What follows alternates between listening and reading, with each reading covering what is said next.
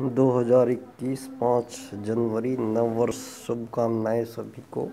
बाल्यकाल एनजीओ है एक हमारा बाल्यकाल सेवा संस्थान और हमारा एक उद्देश्य लेके हमने इसका गठन किया, एकात्म मानववाद। ये पंडित दीनदयाल उपाध्याय जी का एक राजनीतिक चिंतन मंत्र है दोस्तों, जिसके माध्यम से हम पिछले 7 वर्षों से जयपुर दीनदयाल जी की जन्म स्थली है, धानकिया गांव है पास में जयपुर में, वहीं पर हमने एक एनजीओ की शुरुआत की थी 7 साल पहले। दोस्तों ये विषय मैंने काफ़ी साल तक अध्ययन किया, तो ये विषय बन के आया मानव एकात्मवाद से समग्र व संपूर्ण वैश्वीकरणवाद।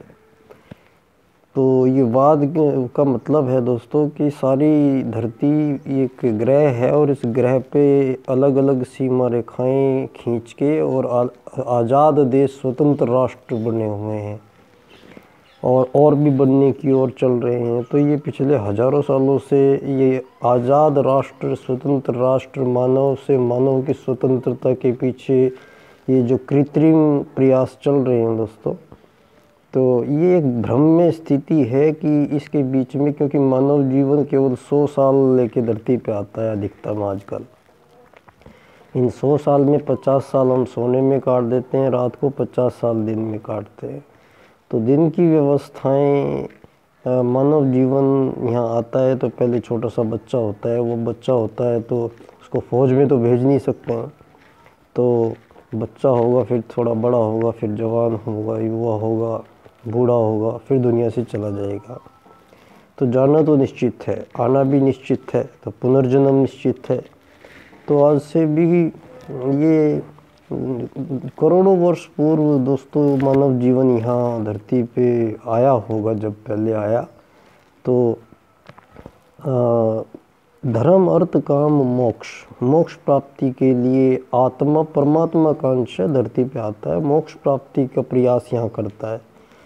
तो मोक्ष प्राप्ति के लिए हमारे योग में संसार की रचना थी, यम नियम आसन प्राणायाम प्रत्याहार धारणा ध्यान समाधि, मोक्ष मतलब। तो उस रास्ते को फिर विकास का नाम देते चले गए लोग, और प्रकृति पर आधिपत्य, प्रकृति का दोहन इतनी बुरी तरीके से लोगों ने किया है। और एक मानव दूसरे मानव से आज़ाद होने के लिए प्रयत्नशील हजारों सालों से, लाखों सालों से चले आ रहे हैं दोस्तों। तो अगर आपको दिल्ली जाना है तो दिल्ली वाली रोड पे जाना पड़ेगा, और आपको हरियाणा जाना है तो हरियाणा वाली रोड पे जाना पड़ेगा। आप दिल्ली के लिए चल पड़े लेकिन हरियाणा वाली रोड पे चले गए।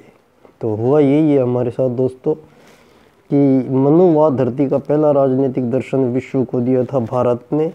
उसके बाद यहाँ धर्म का धर्म कर दिया, अर्थ का अनर्थ, काम का भोग, और मोक्ष को मानते नहीं। तो एक भौतिक दुनिया है जो हमें दिखाई देती है, एक आध्यात्मिक दुनिया है जो कारण है उसका।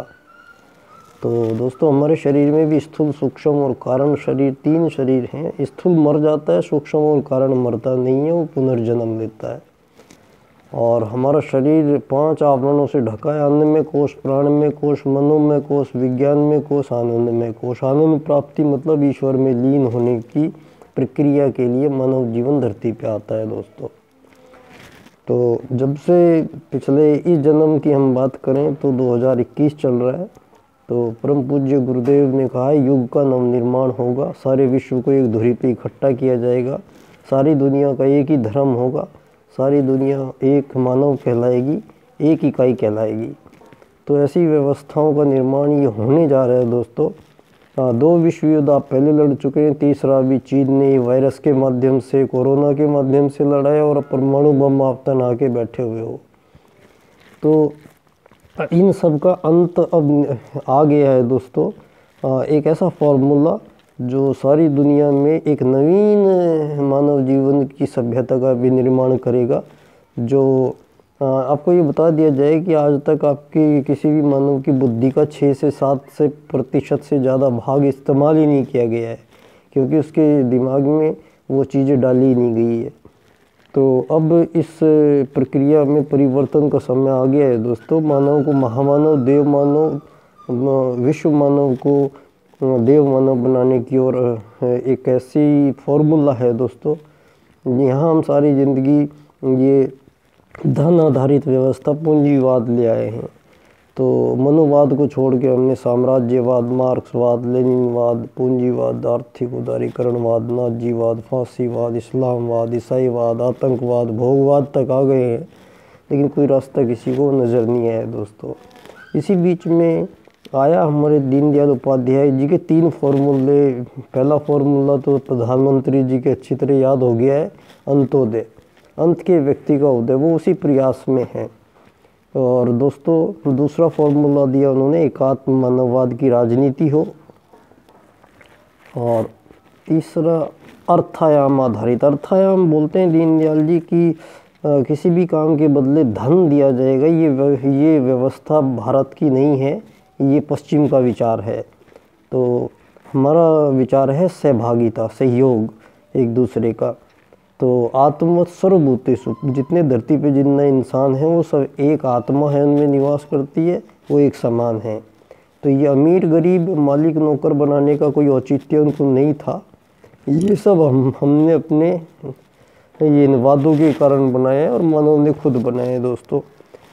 तो अब अर्थायाम आधारित संसार की रचना, एकात्म मानववाद की राजनीति अपनाने का वक्त आ गया है दोस्तों। पूरा विषय बन के आया मानव एकात्मवाद से समग्र व संपूर्ण वैश्वीकरणवाद। इसका मतलब भी हमारा वेदों का वही आत्मवत् सर्वभूतेषु वासुदेव कुटुम्बकम का मिलान है, जो अब आगे भविष्य में होगा।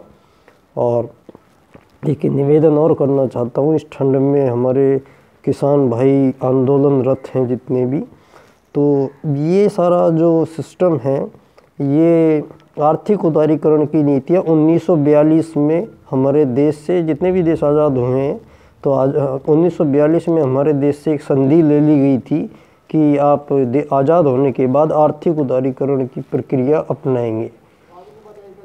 तो आर्थिक उदारीकरण की प्रक्रिया में दोस्तों ये जितने भी विश्व निकाय के धनाढ्य देश हैं जो वीटो पावर रखते हैं, तो अमीर गरीब, विकसित अविकसित, अल्प विकसित, ये श्रेणियां का खात्मा करने का टाइम अब आ गया है।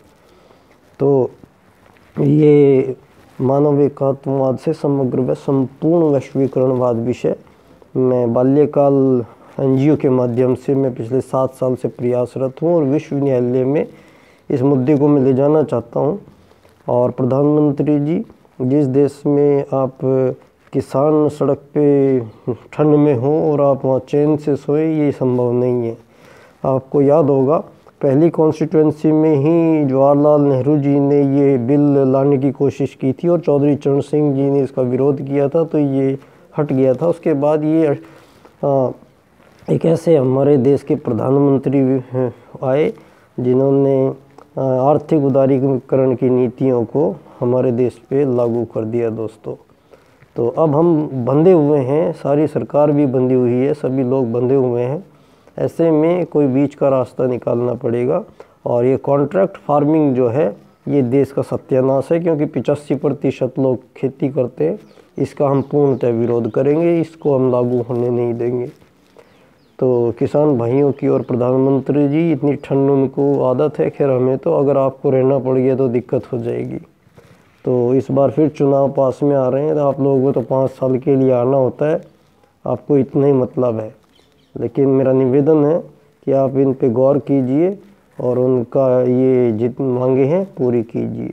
मैं बाल्यकाल सेवा संस्थान का अध्यक्ष डॉक्टर रविंद्र चौधरी, बच्चा डॉक्टर, आप सभी से निवेदन करता है। और नव वर्ष शुभ हो ऐसा कामना है, लेकिन आपने अच्छा नहीं किया है ये। धन्यवाद, मिलते रहेंगे।